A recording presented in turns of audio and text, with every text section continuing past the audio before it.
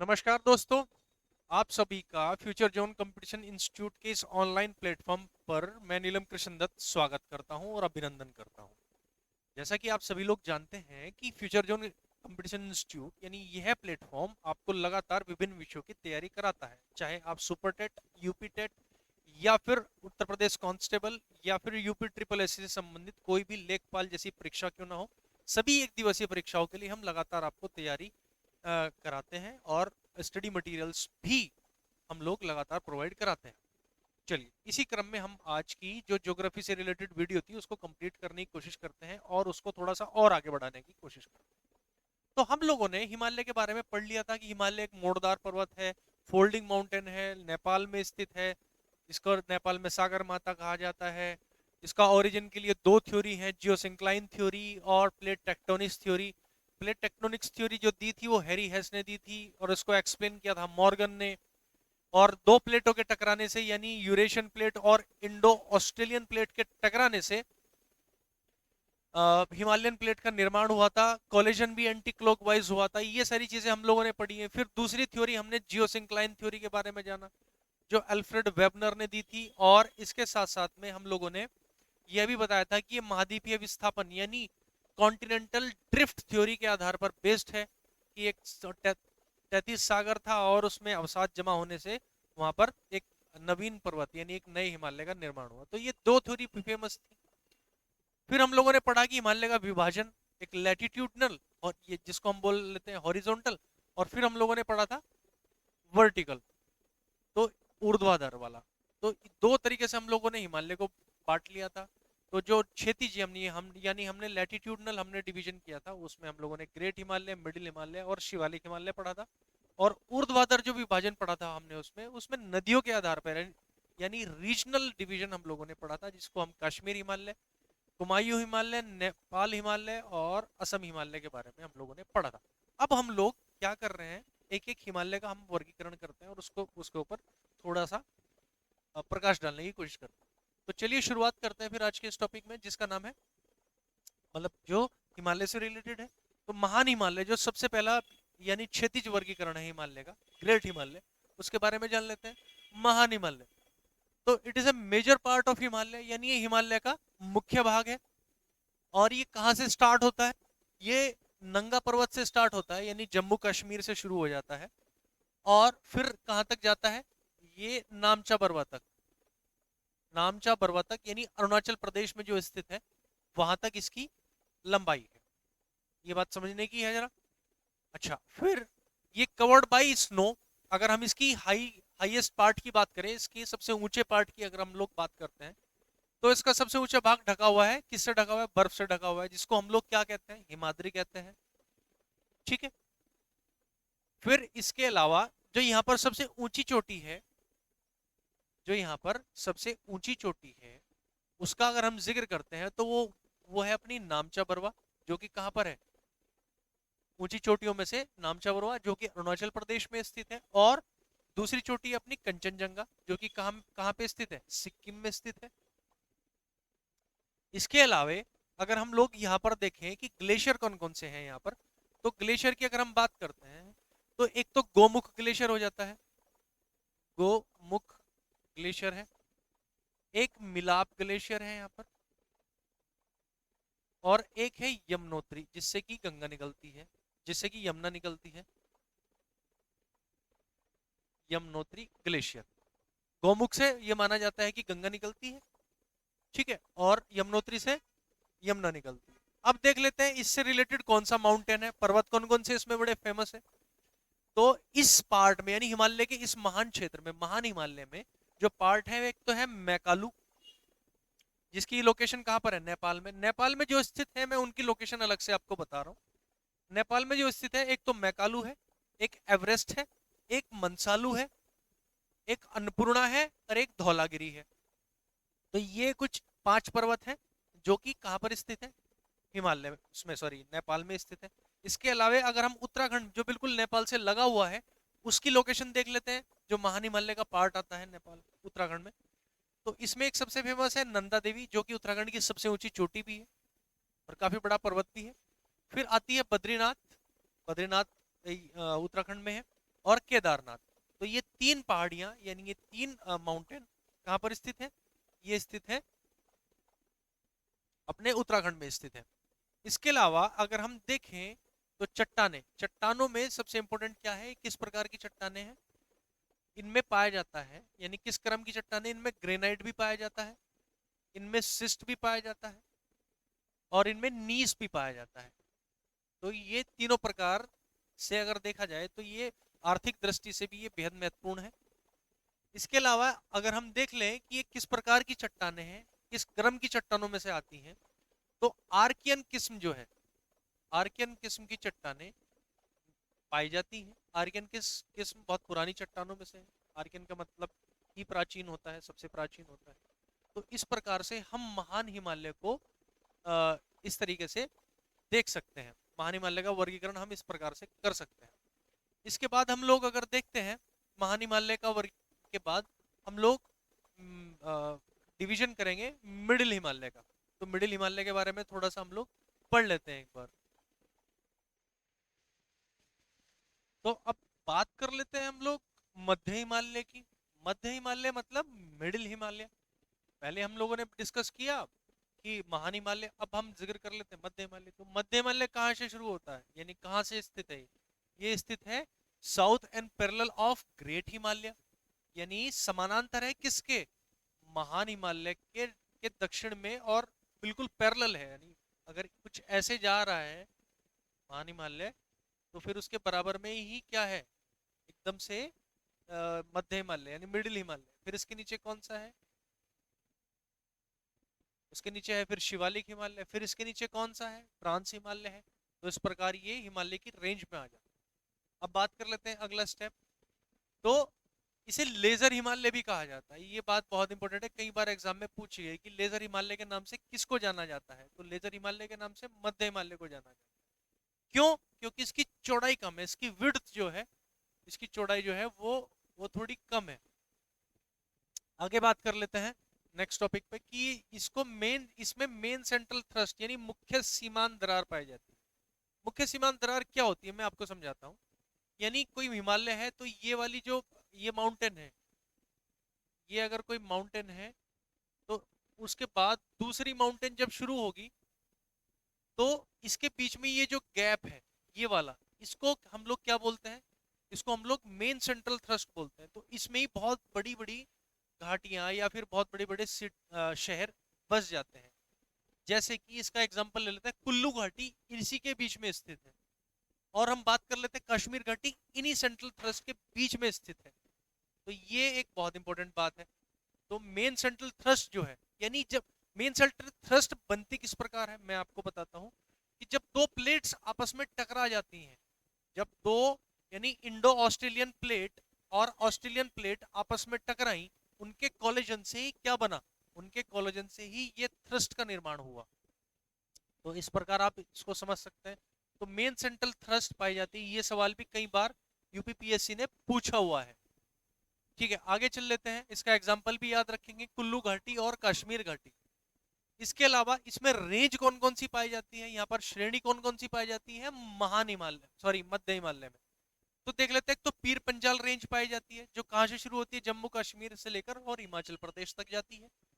तो ये बात ध्यान रखेंगे आप लोग, जम्मू कश्मीर से लेकर ये हिमाचल प्रदेश तक जाती है। फिर दूसरी रेंज आती है इसमें धौलाधर रेंज। धौलाधर रेंज जो है ये आती है हिमाचल प्रदेश से लेकर उत्तराखंड तक आती है। तो इसमें दो रेंज हो गई, पीर पंजाल और धौलाधर रेंज। तीसरी एक और रेंज आती है इसमें नाग टिब्बा रेंज। नाग टिब्बा यानी उत्तराखंड से उत्तराखंड में ही रहती है, ज्यादा फैली हुई नहीं है, ये ज्यादा विस्तारित नहीं है ये। ठीक है, इसके अलावा फिर एक और चल लेते हैं। एक और रेंज इसमें बहुत इंपॉर्टेंट रेंज है जो कई बार एग्जाम में पूछी गई है, जिसका नाम है महाभारत रेंज। महाभारत रेंज कहाँ है? बेसिकली इसकी जो लोकेशन है उसकी लोकेशन के बारे में मैं बात कर लेता हूँ। तो ये नेपाल में स्थित है, बेसिकली ये नेपाल में स्थित। अब बात कर लेते हैं एक बहुत इंपॉर्टेंट टॉपिक से रिलेटेड कि इसमें प्रॉब्लम क्या है। इसमें मेन इंपॉर्टेंट जो प्रॉब्लम आती है इस पूरी रेंज में, इस पूरी मध्य हिमालय में, तो इसमें एक सबसे बड़ी प्रॉब्लम आती है डिफोरेस्टेशन। डिफोरेस्टेशन का मतलब होता है इसमें वन कटाव का जो क्षेत्र है वो बहुत ज्यादा है, यानी अच्छी क्वालिटी के जो वन पाए जाते हैं वो इसमें मिलते हैं। यानी पेड़ पौधे, पेड़ जो बड़े पेड़ हैं उनको, उनका कटान होता है यहाँ पर। तो ये एक बहुत बड़ी प्रॉब्लम है इसमें। इसके अलावे अगर हम देखें इसमें चट्टाने कौन कौन सी पाई जाती है, तो चट्टानों के बारे में हम लोग जिक्र कर लेते हैं। तो चट्टाने जो पाई जाती हैं, चट्टानों का जो क्रम है यानी, तो उसको देख लेते हैं। तो ये पहला तो पाया जाता है इसमें लाइमस्टोन पाया जाता है, जो चट्टानों में देखा गया है। लाइमस्टोन मतलब चूना पत्थर पाया जाता है। इसके अलावे अगर हम देखें बलुआ पत्थर भी इसमें पाया गया है, यानी सैंडस्टोन भी इसमें पाया जाता है। फिर तीसरा अगर हम देखें क्वार्ट्स, क्वार्ट्स को हिंदी में हम लोग स्फटिक बोलते हैं। स्फटिक की माला भी बनाई जाती है और भी बहुत सारे ऑर्नामेंट पर्पस में काम आता है, यानी सजावटी चीजों के रूप में काम आता है। इस प्रकार से हम लोगों ने मध्य हिमालय का वर्गीकरण किया है। तो अब हम लोग एक नए टॉपिक पर चलेंगे जिसका नाम है शिवालिक हिमालय। अब शिवालिक हिमालय का भी हम लोग डिस्कशन कर लेंगे, ठीक है। तो चलिए फिर शुरुआत करते हैं शिवालिक हिमालय के बारे में।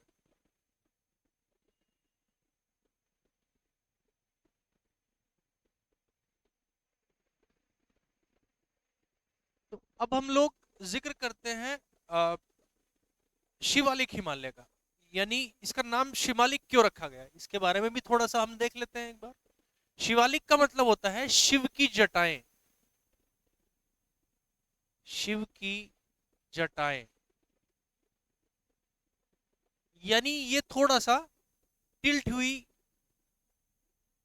ऐसी अवस्थाओं में ये पाई जाती है, मतलब जैसे शिव की जटाएं हो, तो इसलिए इनका नाम शिवालिक रेंज रखा गया है, शिवालिक श्रेणी रखा गया है।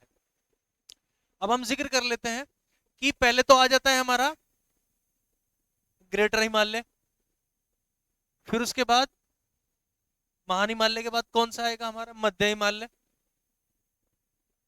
मिडिल हिमालय, और फिर उसके बाद हमारा शिवालिक हिमालय, कुछ ऐसे आ जाएगा शिवालिक हिमालय। तो ये तीनों रेंज लगातार एक दूसरे के पैरेलल हैं, यानी समानांतर हैं। तो इसमें देख लेते हैं एक बार जरा कहां पर स्थित है। Located south and parallel of middle Himalaya, Himalaya के दक्षिण और इसके समानांतर ये स्थित है। इसकी लोकेशन के बारे में बात करें तो ये साउथ हिमालय और साउथ हिमालय और मिडिल हिमालय यानी शिवालिक हिमालय और मिडिल हिमालय के बीच में स्थित है, यानी greater Himalaya, sorry middle Himalaya और शिवालिक हिमालय। यहां पर इन दोनों के बीच में अगर हम देखें तो ये main boundary fault, main boundary fault पाया जाता है, यानी मुख्य सीमांत दरार इन दोनों के मध्य फिर से पाई जाती है, ठीक है। तो मुख्य सीमांत दरार पाई जाती है। मुख्य सीमांत दरार वो होती है, जैसे मैंने पिछली बार भी आप अभी कुछ देर पहले ही बताया था कि ये इस तरह से सीमांत दरार होती है, यानी एक माउंटेन से दूसरे माउंटेन के बीच में जब स्पेस पाया जाता है, गैप पाया जाता है, तो उसको मुख्य सीमांत दरार होती है। उसमें बहुत सारे सिटी और बहुत सारे बड़े बड़े शहर भी आकर बस जाते हैं। तो वेस्ट में अगर हम इसको देखें तो इसको द्वार कहा जाता है, जैसे हरिद्वार, ठीक है। ईस्ट में अगर हम चले जाएं, ईस्ट की तरफ चले जाएं, जैसे सिक्किम और मध्य उसकी अरुणाचल प्रदेश की तरफ अगर हम चले जाएं, तो ये दून कहलाता है। जैसे अपना देहरादून हो गया, कथोरी दून हो गया है। चुंबी वैली भी इसी श्रेणी में आती है। देहरादून की जो रेंज है वो सीधी कथोरी दून से जाकर रिलेटेड होती है। चुंबी वैली जो है अपनी सिक्किम में, वो भी इसी में, इसी से रिलेटेड है, यानी इसी रेंज में आती है। अब बात करते हैं नए टॉपिक से, यानी इसी से टॉपिक से। Shivalik range formed by the deposition of sediment by river, यानी नदियों के द्वारा छोड़े गए अवसादों के जमाव के कारण बहुत सारी शिवालिक रेंज का निर्माण हुआ है, ऐसा माना जाता है। अब एक और पॉइंट देख लेते हैं इसमें। It is the youngest part of Himalaya, यह है हिमालय का सबसे नवीनतम भाग माना जाता है। It is the youngest part of the Himalaya, ध्यान रखने वाली बात है। ये पूछा जाता है कई बार एग्जाम में, सीधे सीधे तौर पर पूछ लिया जाता है, which is the youngest part of Himalaya, Himalaya का सबसे नवीनतम भाग कौन सा है, तो आपको आंसर करना होगा शिवालिक। आगे देख लेते हैं इसके मेन इंपॉर्टेंट पॉइंट्स के बारे में। इसका विस्तार पोर्टवार बेसिन, कहां पर है ये पोर्टवार बेसिन? पोर्टवार बेसिन की लोकेशन की अगर मैं बात करूं तो ये पाकिस्तान में पड़ता है, पाकिस्तान। पाकिस्तान में स्थित है। पाकिस्तान से लेकर अरुणाचल प्रदेश तक यानी एपी तक ये अरुणाचल प्रदेश तक स्थित है। चुंबी वैली तक ये उससे भी आगे तक चला जाता है। ठीक है। और अगर मैं अरुणाचल प्रदेश की बात करूं तो यहाँ पर कुछ पहाड़ियां हैं, हिल्स हैं, जिसका नाम मैं लेना चाहता हूं। जैसे हो गई डाफला, मिरी, अभोर, डाफला, मिरी, अभोर, मिसमी की जो पहाड़ियां हैं यहां तक ये फैला हुआ है। यानी अगर हम पोटवार बेसिन से देखें इसको तो अरुणाचल प्रदेश में डाफला, मिरी, अभोर, मिसमी की जो पहाड़ियां हैं यहां तक ये आसानी से फैला हुआ है। अगले टॉपिक के बारे में डिस्कशन कर लेते हैं। तो नेपाल में शिवालिक की जो हिल है यानी शिवालिक की जो पहाड़ी है उसको क्या किस नाम से जाना जाता है, ये कई बार एग्जाम में सीधे सीधे पूछ लिया गया है। इसको चुरिया मुरिया की हिल भी कहा जाता है, या ऐसे भी पूछ लेता है चुरिया मुरिया की हिल हिमालय की किस रेंज को कहा जाता है। तो शिवालिक हिमालय की शिवालिक हिल को ये कहा जाता है नेपाल में। इसके अलावा ये किन किन देशों में फैला हुआ है, जैसे कि मैंने जिक्र किया था अभी ये पाकिस्तान में भी फैला हुआ है, तो देख लेते हैं पहले। तो भारत में भी है काफी बड़ा हिस्सा में, नेपाल में भी है, इसके अलावा भूटान में भी है, इसके अलावा पाकिस्तान में भी ये फैला हुआ है। तो इसकी इस प्रकार से इसकी लोकेशन हो जाती है। और बात कर लेते हैं तो ये किस प्रकार के पर्वतों से मिलकर बना हुआ है। तो ये वलित पर्वत यानी फोल्डिंग माउंटेन से मिलकर बना हुआ है, ये हम लोगों को पता होना चाहिए। पूरा वलित पर्वत तो सारा पूरा हिमालय बना ही हुआ है, लेकिन वलित पर्वत से मिलकर बना हुआ है। इसमें पत्थर किस तरह के पाए जाते हैं, यानी इसमें किस तरह का अगर हम देखें तो इसमें बलुआ पत्थर पाया जाता है, और जीवाश्म वाले पत्थर भी इसमें खूब बड़ी मात्रा में पाए जाते हैं। मछलियों के जीवाश्म है या किसी पेड़ पौधे के पुराने जीवाश्म इसमें आसानी से मिल जाते हैं। तो इस प्रकार अगर हम देखें तो ग्रेटर हिमालय और मिडिल हिमालय के बीच में क्या पाई जाती है, अपनी मेन सेंट्रल थ्रस्ट पाई जाती है, यानी मुख्य सीमांत दरार इनके बीच में पाई जाती है। इधर के अगर हम देखें तो ये दून कहलाती है। इधर वेस्ट में इधर की तरफ जाएं, इधर की तरफ जाएंगे तो ये द्वार हो जाएगा अपना, और इधर की तरफ दून हो जाएगा, जैसे कि देहरादून या फिर चुंबी वैली भी इधर की तरफ ही, चुंबी वैली भी इधर की तरफ ही हमारी पड़ जाती है। ऊपर की तरफ द्वार हो जाते हैं सारे। ठीक है, मेरे ख्याल से ये जो पॉइंट है आपको पूरा अच्छे से क्लियर हो गया होगा। तो शिवालिक हिमालय हमने यहाँ तक पढ़ लिया है। आगे जो हमारा ट्रांस हिमालय बचा है उसको हम नेक्स्ट वीडियो में क्लियर करेंगे। तब तक के लिए धन्यवाद। और हमारे चैनल को आप लोग सभी सब्सक्राइब करें। हमें कोई भी सजेशन हो आप तो कमेंट्स में हम लोगों को बताएं, ताकि हम लोगों को सहायता मिल सके इस वीडियो को और ज़्यादा अच्छा बनाने के लिए भी। और जिस सब्जेक्ट की आप लोगों को वीडियो चाहिए तो उस सब्जेक्ट का आप लोग कमेंट करें, हमें बताएं, तो हम उसी सब्जेक्ट्स की आपको वीडियो लगातार आप तक पहुंचाने की कोशिश करेंगे। तब तक के लिए धन्यवाद।